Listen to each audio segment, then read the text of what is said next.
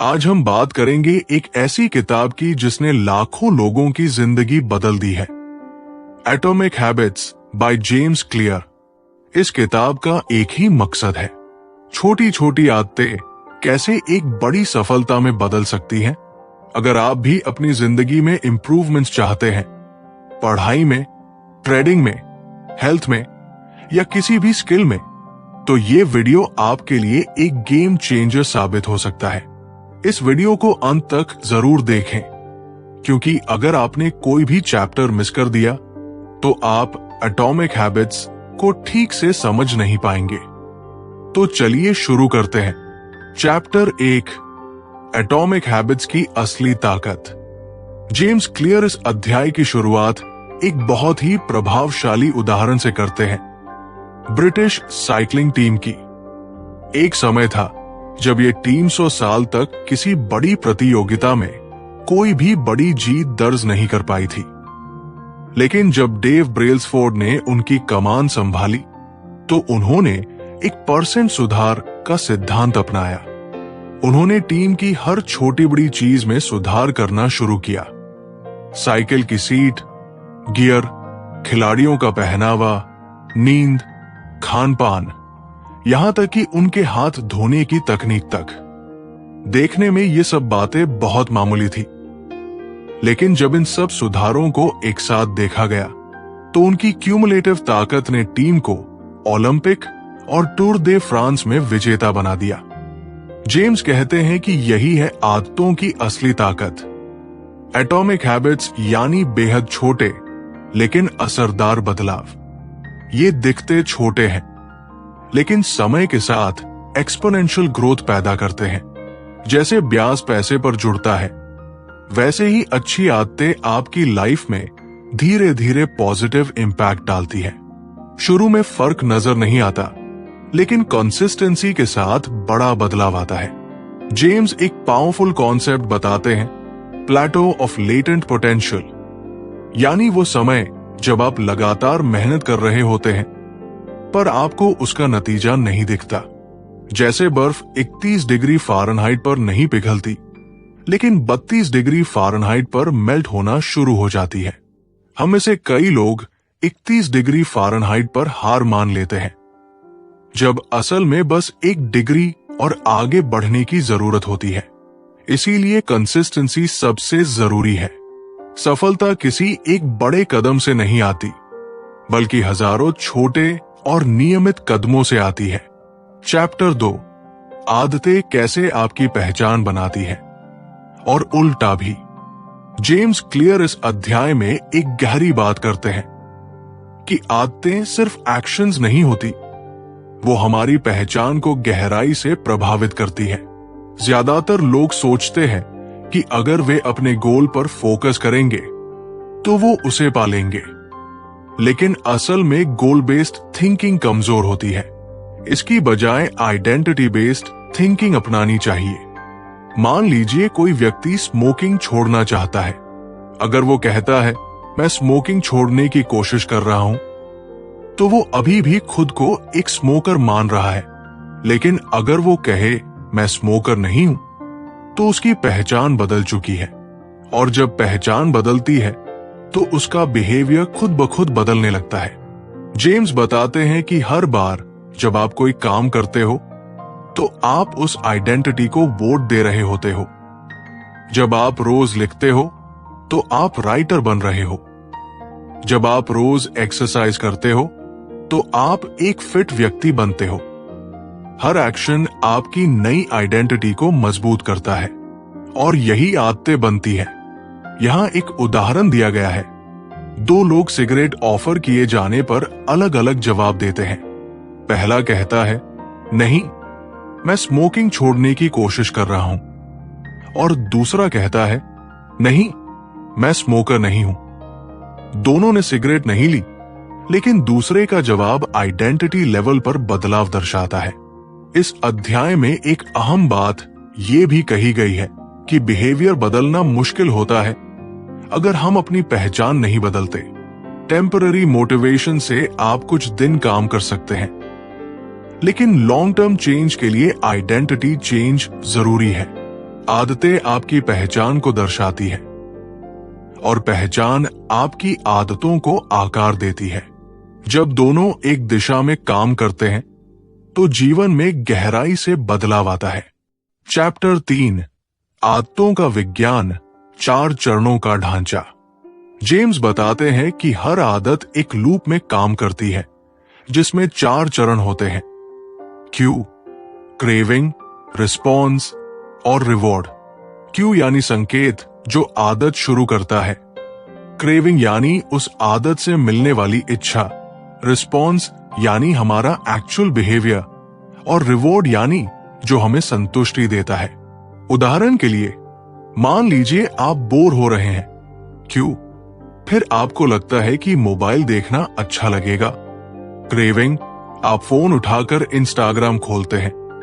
Response, और आपको dopamine का हिट मिलता है। रिवॉर्ड, ये चक्र बार बार रिपीट होता है और आदत बन जाती है। इस ढांचे को समझना इसलिए जरूरी है क्योंकि इससे हम ये जान पाते हैं कि किसी भी आदत को कैसे तोड़ा या बनाया जा सकता है। अगर हम क्यू को हटा दें या रिस्पॉन्स बदल दें तो आदत भी बदल सकती है। चैप्टर 4, अच्छी आदतों को आसान बनाना। जेम्स बताते हैं कि अगर हम चाहते हैं कि कोई आदत लंबे समय तक टिके तो हमें उसे जितना हो सके आसान बनाना होगा। इंसानी दिमाग नेचुरली उस रास्ते को चुनता है जो रेजिस्टेंस कम करता है। जैसे अगर आप एक्सरसाइज शुरू करना चाहते हैं तो जिम जाने का सोचने की बजाय बस घर में 5 मिनट की एक्सरसाइज से शुरुआत करें। शुरू में खुद को थकाना नहीं है, बस हैबिट बनानी है। जितनी आसान आदत उतनी लंबी चलने वाली आदत। चैप्टर 5, एनवायरनमेंट का प्रभाव। जेम्स बताते हैं कि एनवायरनमेंट यानी आपके आसपास का माहौल आपकी आदतों पर बहुत बड़ा असर डालता है। अगर आप अपने कमरे में टीवी के सामने बैठते हैं तो चांसेस है कि आप रिमोट उठाकर कुछ न कुछ देखना शुरू कर देंगे। लेकिन अगर वही रिमोट हटाकर किताब रख दी जाए तो पढ़ने की संभावना बढ़ जाती है। आदतें जगह से जुड़ जाती है, इसलिए जगहों को उस हिसाब से डिजाइन करो कि वे आपकी अच्छी आदतों को बढ़ावा दें। चैप्टर 6, लक्ष्य नहीं सिस्टम बनाओ। जेम्स इस अध्याय में समझाते हैं कि हमें गोल से ज्यादा सिस्टम्स पर ध्यान देना चाहिए। गोल एक रिजल्ट है, लेकिन सिस्टम वो प्रोसेस है जो उस रिजल्ट तक पहुंचाता है। अगर आपका गोल फिट होना है तो सिस्टम है रोज वर्कआउट करना, हेल्दी खाना खाना और अच्छी नींद लेना। सिस्टम्स लगातार इंप्रूवमेंट के लिए होते हैं जो आपको लॉन्ग टर्म सक्सेस दिलाते हैं। चैप्टर 7, ट्रैकिंग और प्रेरणा।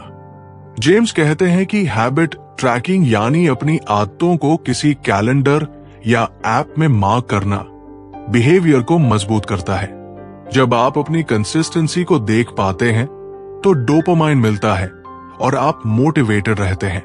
Chapter 8, 2 minute rule. इस अध्याय में जेम्स बताते हैं कि किसी भी नई आदत को शुरू करने के लिए उसे इतना छोटा बना दो कि उसे करना आसान हो जाए। जैसे अगर आप किताब पढ़ना चाहते हैं तो शुरुआत करो, मैं बस 2 मिनट किताब पढ़ूंगा। ये 2 मिनट धीरे धीरे बड़ी आदत में बदलते हैं। शुरुआत करना सबसे जरूरी हिस्सा है। चैप्टर 9, फ्रिक्शन कम करो। जेम्स बताते हैं कि बुरी आदतों को डिफिकल्ट बनाओ और अच्छी आदतों को आसान। जैसे अगर आप ज्यादा इंस्टाग्राम चलाते हो तो ऐप को फोन से डिलीट कर दो या लॉग आउट रहो ताकि उसे खोलना मुश्किल हो जाए। वही अगर आप मेडिटेशन करना चाहते हो तो मैट को सामने रखो ताकि वो विजिबल रहे। चैप्टर 10, अकाउंटेबिलिटी का जादू। जब आप किसी को बताते हो कि आप क्या करना चाहते हो और उस पर रेगुलर अपडेट देते हो तो आपकी कमिटमेंट बढ़ती है, आप टाल टोल कम करते हो और परफॉर्मेंस बेहतर होती है। पार्टनर या कोच आपकी आदत को मजबूत करने में मदद कर सकता है। चैप्टर 11, बदलाव को महसूस करना। जेम्स बताते हैं कि इंसान वही आदतें लंबे समय तक निभाता है जिनसे उसे कोई भावनात्मक या मानसिक संतुष्टि मिलती है। जब आप कोई आदत बनाते हैं तो रिवॉर्ड को इमीडिएट बनाइए। जैसे ही आप कोई अच्छी आदत करें, खुद को किसी छोटे इनाम से पुरस्कृत करें, चाहे वो एक स्माइली स्टिकर हो या अपनी पीठ थपथपाना। इससे दिमाग उस आदत को बार बार दोहराना चाहेगा। चैप्टर 12, प्रेरणा की गलतफहमी। जेम्स बताते हैं कि हम अक्सर सोचते हैं कि पहले प्रेरणा आएगी, फिर हम काम करेंगे, लेकिन असल में काम करने से प्रेरणा आती है। जैसे ही आप किसी काम की शुरुआत करते हैं, माइंडसेट बदलता है और आप मोमेंटम में आ जाते हैं। इसलिए छोटे छोटे एक्शन से शुरुआत करें और फ्लो में आ जाएं। चैप्टर 13, आदतों की परतें। हर आदत एक परत होती है, बिहेवियर की, प्रक्रिया की और पहचान की। सबसे गहरी परत होती है आपकी पहचान। यदि आपने खुद को एक राइटर मान लिया तो लिखना सिर्फ एक काम नहीं बल्कि आपका स्वभाव बन जाएगा। जेम्स यही बताते हैं कि सबसे गहरा बदलाव तब होता है जब आप अपनी आइडेंटिटी को बदलते हैं। चैप्टर 14, सामाजिक आदतें। आप किन लोगों के साथ समय बिताते हैं वही आपकी आदतों को आकार देते हैं। अगर आप उन लोगों के बीच हैं जो हेल्दी रहते हैं तो आपकी भी हेल्दी रहने की संभावना बढ़ जाती है। इसलिए अपने आसपास का सोशल एनवायरनमेंट ऐसा रखें जो आपकी अच्छी आदतों को सपोर्ट करे। चैप्टर 15, बुरी आदतों से कैसे छुटकारा पाएं। जेम्स बताते हैं कि बुरी आदतें कभी अचानक नहीं जाती। इसके लिए ट्रिगर को पहचानना जरूरी है। जैसे अगर आप हर बार स्ट्रेस में चॉकलेट खाते हैं तो स्ट्रेस ट्रिगर है। उस समय कोई दूसरा हेल्दी ऑप्शन चुने, जैसे वॉक करना या पानी पीना। आदत को तोड़ने का सबसे अच्छा तरीका है उसका अल्टरनेटिव ढूंढना। चैप्टर 16, आदतों का संयोजन। जेम्स हैबिट स्टैकिंग की बात करते हैं, यानी एक नई आदत को किसी पुरानी आदत के साथ जोड़ना। जैसे जब मैं चाय पीऊंगा उसके बाद मैं 10 पुशअप करूंगा। इससे नई आदत स्थापित करना आसान हो जाता है क्योंकि पुरानी आदत ऑलरेडी एंकर का काम करती है। चैप्टर 17, सफलता की स्वचालितता। जेम्स बताते हैं कि सक्सेसफुल लोग वही बोरिंग चीजें रोज करते हैं जिनमें कंसिस्टेंसी चाहिए। फर्क ये नहीं होता कि उन्हें हमेशा मोटिवेशन मिलती है, बल्कि वे डिसिप्लिन से काम करते हैं। उन्होंने अपने लिए एनवायरनमेंट और सिस्टम्स ऐसे बना रखे होते हैं कि सफल होना आसान हो जाता है। चैप्टर 18, सफलता को सस्टेन करना। सिर्फ सफल होना नहीं, उस सफलता को बनाए रखना भी कला है। जेम्स कहते हैं कि बॉर्डम सबसे बड़ा दुश्मन है।